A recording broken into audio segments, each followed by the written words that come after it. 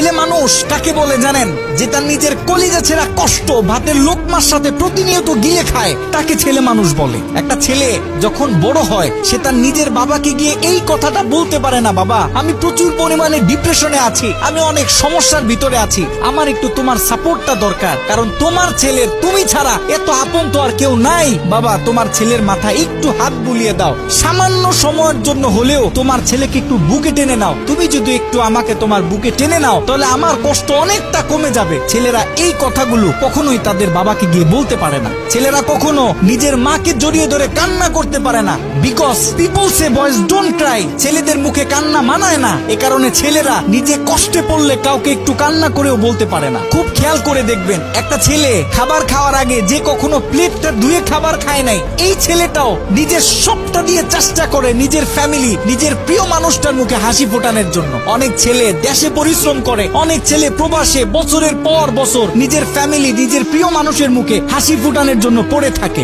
দিন শেষে ছেলেদের মুখে হাসি ফোটানোর মতো কাউকে পাওয়া যায় না। আমি মনে করি boys are the best actor in the world. এই পৃথিবীতে ছেলেরা হচ্ছে সব থেকে বড় অভিনেতা, কারণ ছেলেরা নিজেদের বুকে হাজারো লক্ষ কষ্ট পুঁতে রেখেও মুখে হাসি নিয়ে চলে, কারণ সে জানে আজকে আমি যদি ভেঙে পড়ি তাহলে আমার পুরো ফ্যামিলিটা অস্তিত্বহীন হয়ে যাবে।